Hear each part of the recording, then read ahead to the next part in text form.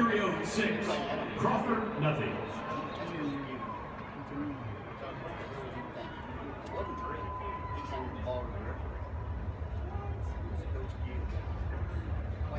In the Texas Army National Guard, our goals are your goals. If you're looking for money for college, the ability to serve your community and skills for life, contact the making our score, Crawford 6, Refugio 6. So covered, and they still catch them.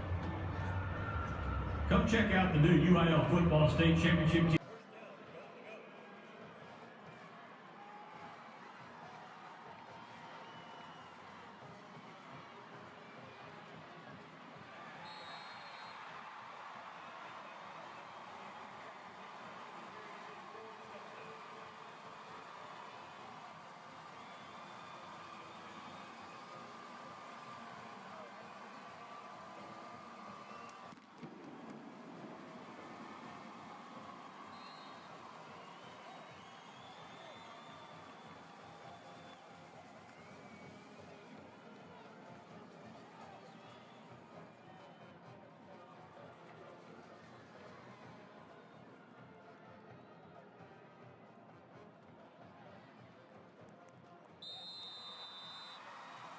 Kick by Gonzalez is good, making our score, Refugio 13, Crawford 6. He said that wrong. Crawford and Refugio. The extra point kick by Colson Falls is good, and we also have a flag down on the play.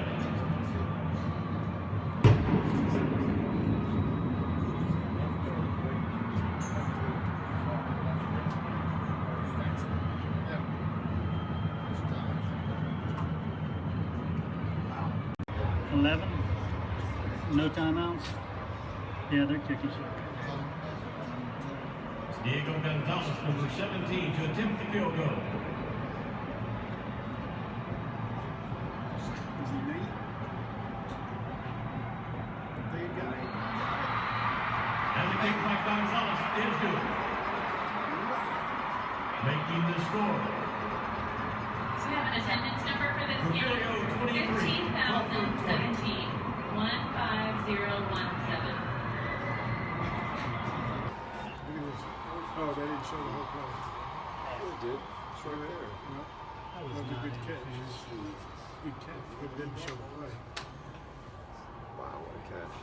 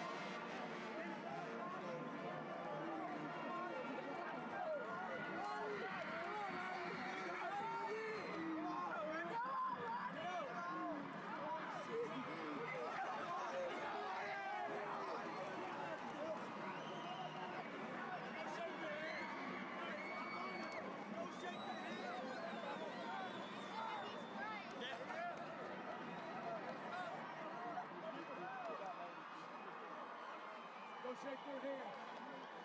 Hey, go get me a bottle of water, please. Sorry, squeeze bottle. Come on, shake. All right.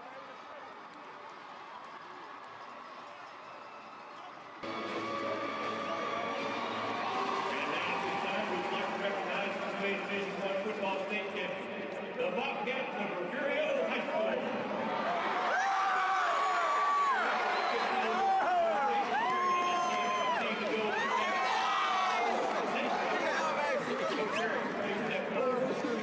You know, please hold that one time?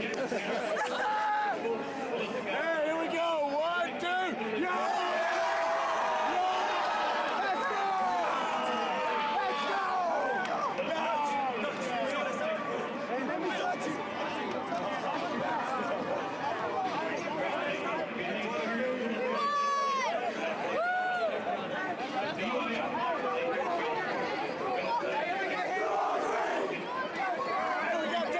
Picture.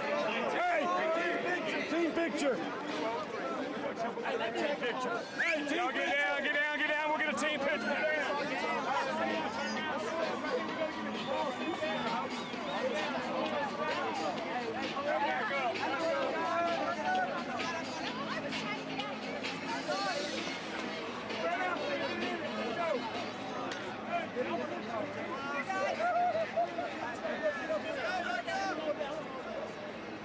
Hey, seniors, get in front. Yeah.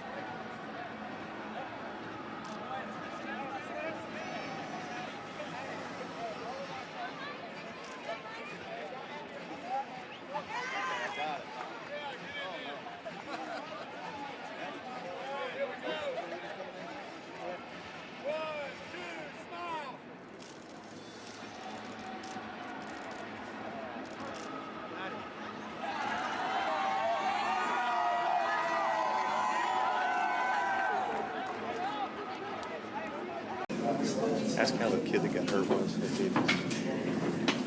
My boss is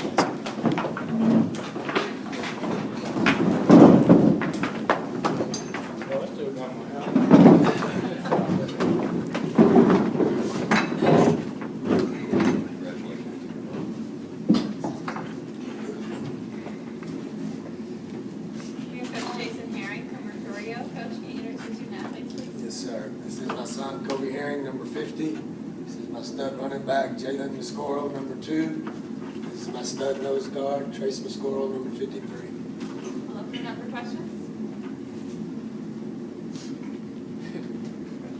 Just after the two title game losses in the last 3 years, what's it mean to have this group be the ones that finish it off? They're always special and they never get old, but I'm going to tell you something. As I sit here and look at these two on my hand, I wanted this one for the kids because they've been here twice. They're the winningest group of seniors, or the winningest class in Refugio history for 4-year span. But what we didn't have was a championship. We lost it as freshmen, and we lost it as juniors. So I wanted more than anything else for these guys to finish it right and to get a ring and to send them off to college the right way. Sorry to interrupt. Can we get Coach a mic? Just that one. Jalen, I was talking to you on the field, sort of finish this out. You were saying what they did. They figured out your game. Can you talk more about that? Well, they were keyed in on me, and our quarterback came through and made big plays. Our defense stepped up and won us the game. They did an outstanding job, just like I knew they would. We're real similar. Both of us play great defense. Both of us like to pound the rock, and both of us like to try to big play you with play action passes. I thought they did an outstanding job. We had a huge size advantage, but they submarined and cut our linemen at the line of scrimmage and just made piles. It's a great job coaching by Coach Cam and all the kids. They played really hard, and as y'all saw, it could have gone either way. It took every little kick, every little special teams, every little tackle to win it all. These things are never easy. Jason, just talk about your decision there at the end to kick the field goal. What process did you think? Well, the only problem is if I had another timeout, then I would have, of course, pounded it. What went to working for us great, we pounded Jalen probably 30 times, and the first 3 quarters, and then they just kept on and kept on, and we hadn't used Jacoby at all, who I knew was he's like a tailback playing quarterback, honestly. He can really run the football. And then in that last drive, we just rode him. But all of that was set up because of pounding the rock with Jalen early in the game in the first 3 quarters. Since I did not have another timeout, Mike, I really didn't have an option because with about, 20 seconds left, if we take a chance and run the ball, I wasn't going to throw it for sure. And if we run the ball and then don't get back on the line of scrimmage, then we might not even get the field goal. So I thought squeeze it down as much as I could, even though it was second down. Little Diego's done great. He's a sophomore, little PAT kicker. Jacoby's our holder.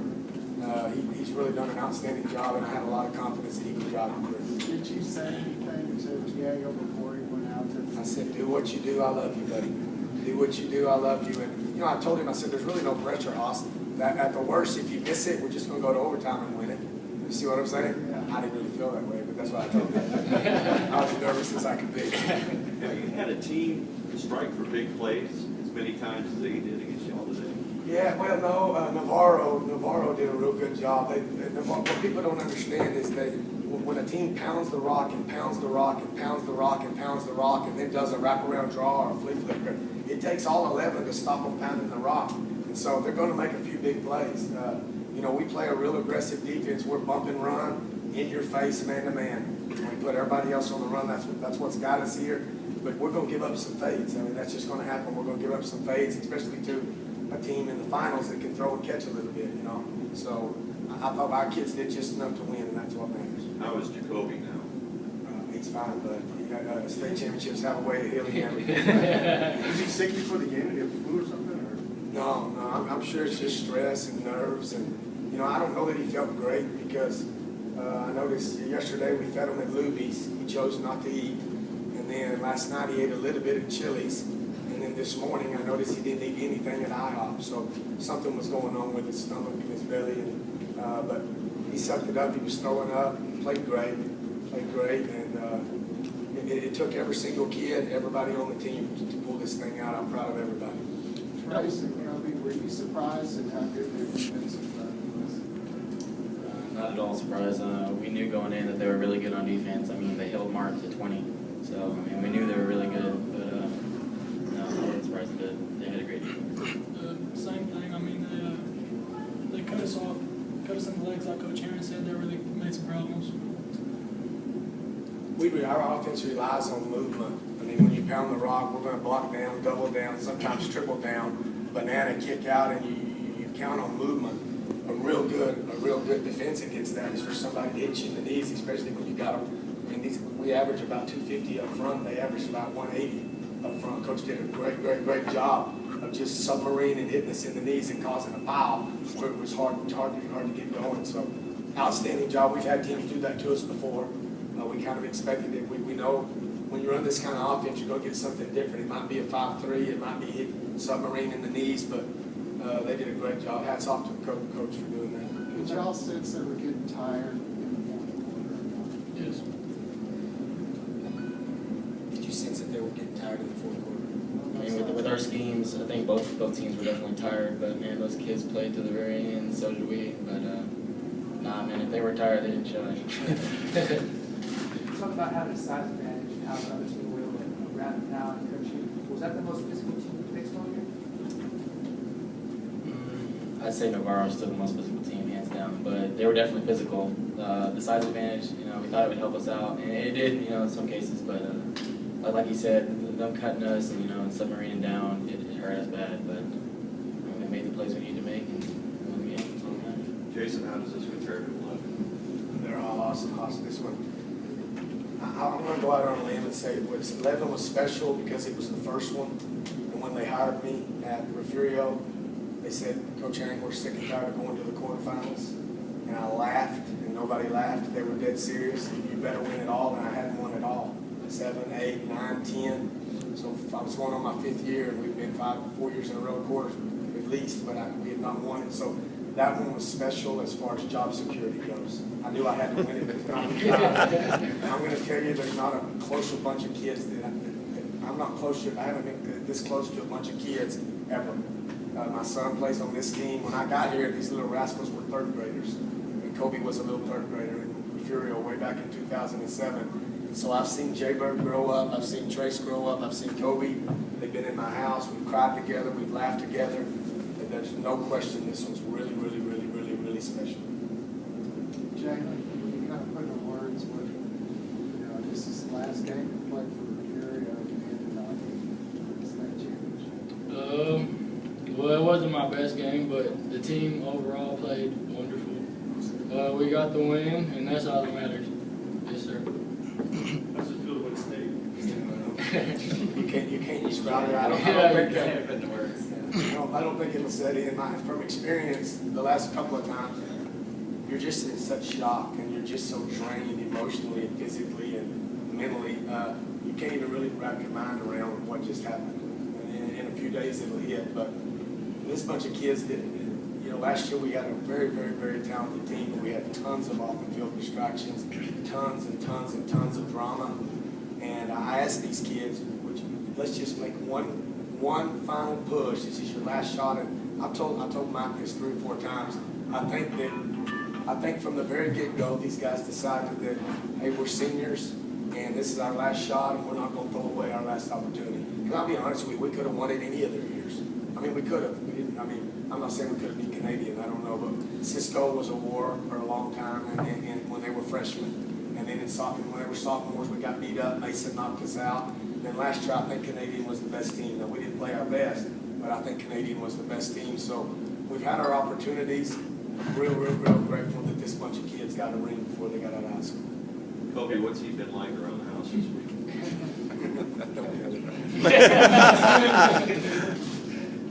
For a second.